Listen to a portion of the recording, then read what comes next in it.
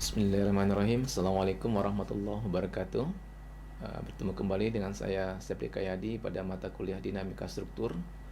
Kali ini pada pertemuan yang ketiga kita akan membahas tentang persamaan dinamik, ya, model dinamik struktur, ya, baik itu nanti tanpa redaman dan dengan redaman. Namun nanti sebelum kita masuk kepada bagaimana pemodelan dinamik struktur tersebut, kita akan coba memahami terlebih dahulu tentang model fisik dan bagaimana mengkonversinya menjadi sebuah model matematik. Jadi kalau kita ke tempo hari pada pertemuan pertama dan kedua telah membahas tentang bagaimana itu beban dinamik, jenis-jenis dan karakteristiknya, pemodelannya, bentuknya seperti apa. Nah, ini sekarang lebih kepada persamaan matematiknya. Baik, kita pertama masuk kepada model fisik dan model matematik. Pada model fisik dan model matematik, jadi pada saat problem statik, ya, persoalan mekanika, ya, pada statika itu mengacu kepada persamaan keseimbangan tiga ini: sigma horizontal, sigma vertikal, dan sigma momen sama dengan 0. Seperti telah dijelaskan pada pertemuan yang awal, ya, bahwa problem statik itu akan bersifat single solution atau hanya satu solusi saja, sedangkan problem dinamik itu bersifat multiple solution. Akibatnya apa? Pekerjaan menjadi banyak, kemudian kita dengan problem dinamik memerlukan bantuan alat hitung elektronik, ya, sebagai alat penghitungnya. Struktur bangun real, ya, itu adalah bangunan sebenarnya adalah bersifat tiga dimensi dan cukup kompleks, ya, cukup kompleks, sehingga pada saat problem statik maupun dinamik, solusinya itu sering disederhanakan menjadi dua dimensi. Jadi masih berupa bangunan fisik gitu, ya. Nah, jadi seperti aslinya bangunan itu kan tiga dimensi, namun pada kebanyakan analisis kita bisa melakukan dalam menjadi disederhanakan menjadi dua dimensi.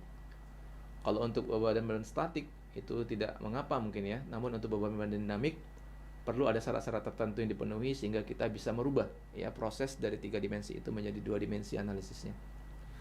Nah, bangunan fisik itu kita modifikasi sedemikian rupa sehingga nanti akan diperoleh sebuah pemodelan atau model matematis, sering disebut seperti itu. Jadi kita bikin sebuah model.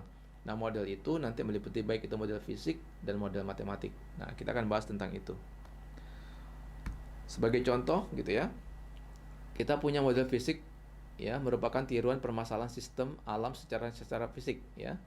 Jadi alam secara fisik itu kita bikin skala lebih kecil, atau kadang jika memungkinkan labnya itu kita bisa menggunakan skala yang sama atau bahkan lebih besar, ya.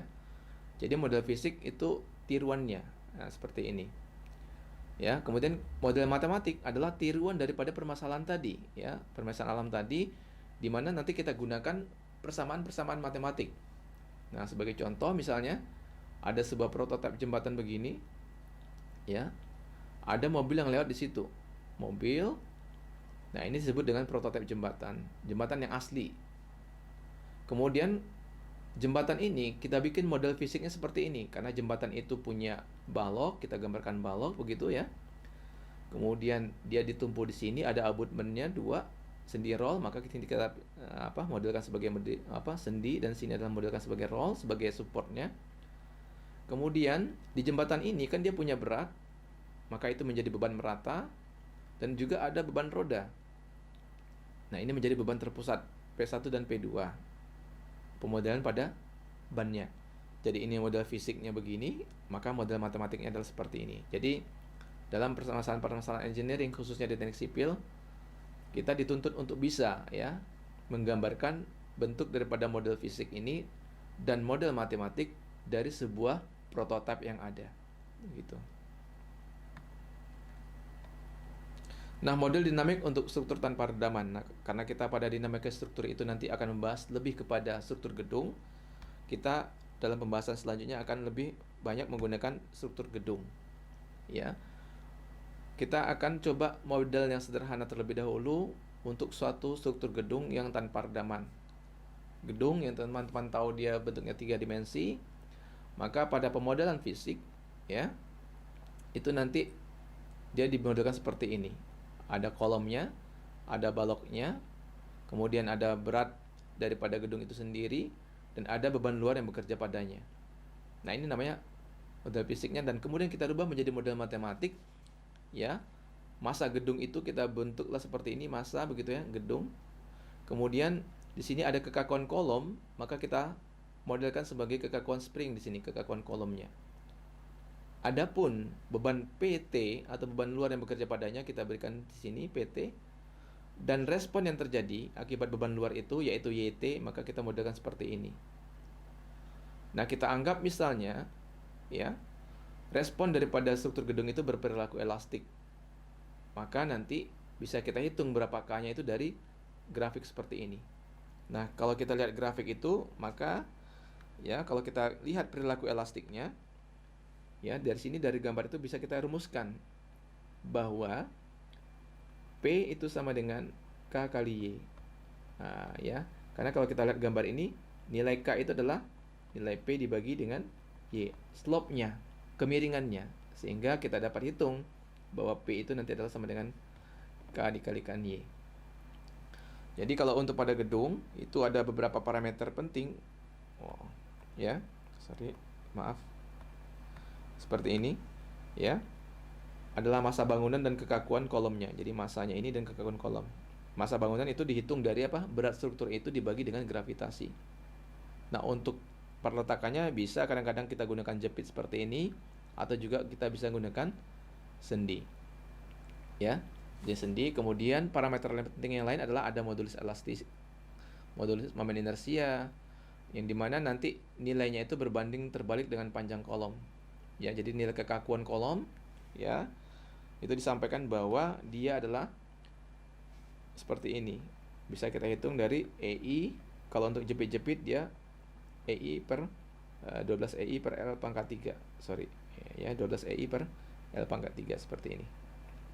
Nah, ini kekakuan seperti itu dihitung. Jadi dia berbanding lurus dengan modulus elastisitas, berbanding lurus dengan inersia, dan berbanding terbalik dengan panjang kolomnya. Nah, itu. Nah, respon struktur untuk hal seperti ini gitu ya, itu bisa kita lihat seperti ini, teman-teman.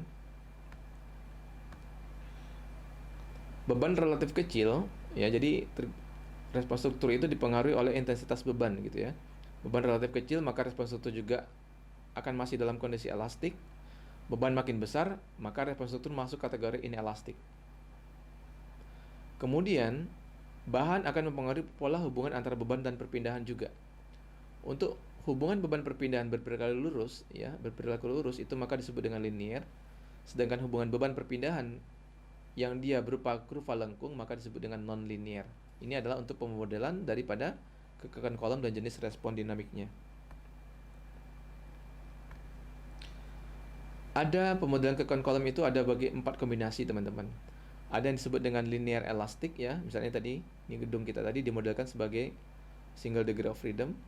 Ini namanya linear elastik. Dan ini adalah non-linear elastik. Ini adalah linear tapi inelastik karena kurva bentuknya. Kalau ini kan lurus-lurus, itu namanya elastik.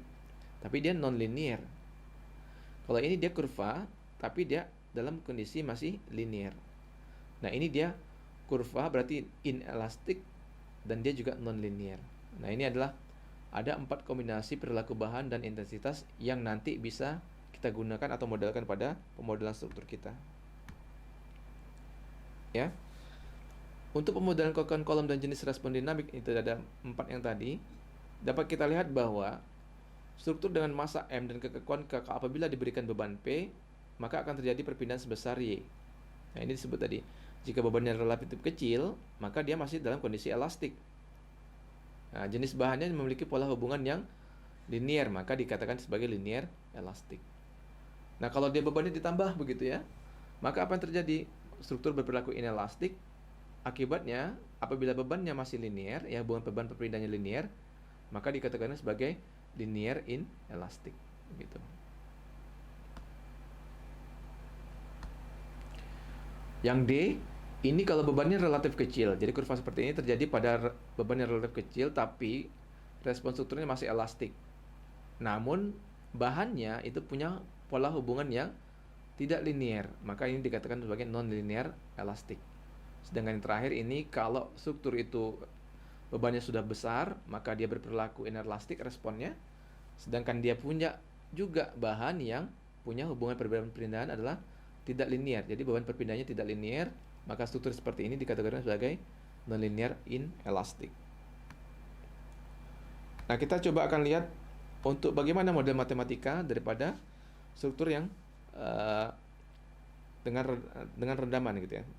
Tanpa redaman dulu. Namun kita harus tahu dulu definisi bagaimana memodelkan redaman pada struktur. Ya.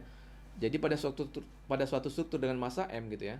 Apabila dia mengalami goncangan akibat beban dinamik, maka lama-kelamaan struktur itu akan berhenti kembali kepada posisi semula.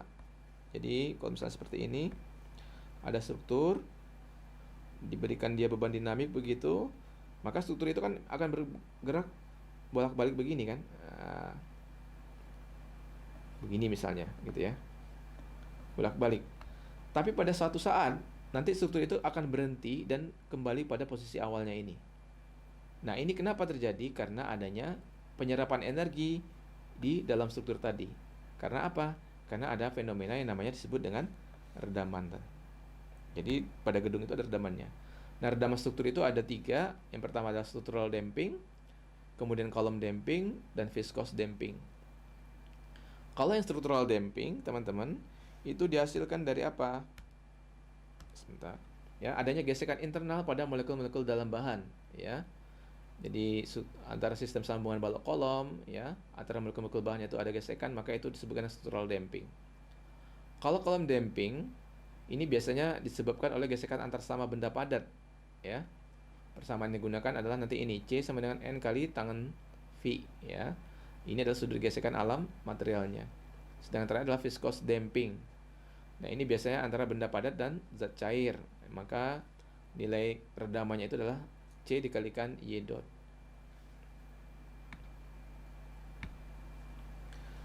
Nah, untuk model matematik struktur dengan redaman seperti ini. Nah, bisa teman-teman lihat bahwa apabila kita lihat struktur, kalau tadi nilai C-nya itu nggak ada pemodelan awal. Ya, yang struktur yang pertama kita lihat tadi. Itu nilai C-nya nggak ada. Nah, pada struktur dengan redaman, itu ada nilai C-nya, konstanta redamannya. Nah, ini tadi disimbolkan sebagai dashpot seperti ini. Nah, ini adalah model fisiknya, ini menjadi model matematikanya. Nah, bentuk redaman ini peredam itu, ya. Ada dia berupa liquid, kemudian udara. Nah, ini bisa bergerak piston seperti itu. Grafiknya, ya, respon struktur ini kalau dia ada redaman, dia makin lama makin berkurang responnya. Kalau strukturnya tidak punya C bagaimana? Atau struktur yang tidak punya redaman, maka responnya akan begini. Dia akan sama tinggi terus kurvanya. Kalau ini dia akan turun begitu, ya, karena dia adanya faktor redaman ini. Nah, ini adalah model matematik daripada struktur dengan redaman. Nanti di pertemuan selanjutnya akan kita bahas tentang single degree of freedom, bagaimana memodelkan model matematik dari persamaan dinamik dari sebuah gedung, di mana nanti kita akan belajar bahwa persamaan umum, ya, persamaan dinamik itu adalah, nanti teman-teman akan ketahui adalah mx double dot tambah cx dot tambah ky sama dengan pt. Nah, ini adalah persamaan umumnya yang akan kita pelajari pada pertemuan selanjutnya, ya. Ini didapat dari model matematika ini. Jadi model matematika ini persamaannya akan menghasilkan persamaan seperti ini, mx double dot tambah cx dot tambah kx, ya. Kx ini sama dengan pt kalau dia terhadap sumbu x. Tapi kalau simbolnya di sini adalah y, maka dia kita konversi menjadi apa? My double dot tambah cy dot tambah ky sama dengan pt. Nah, itulah bagaimana memodelkan model fisik dan model matematik dari sebuah gedung sebagai bahan dasar atau dasar-dasar bagi kita untuk mempelajari materi selanjutnya, baik itu nanti single degree of freedom ataupun multi degree of freedom. Mungkin hanya itu yang bisa saya sampaikan pada kesempatan kali ini. Mari kita tutup pertemuan kita ini dengan ucapan alhamdulillah alamin, dan kita tutup dengan doa kafaratul majlis. Subhanakallahumma wa bihamdika asyhadu an la ilaha illa anta astaghfiruka wa atubu ilaik. Assalamualaikum warahmatullahi wabarakatuh.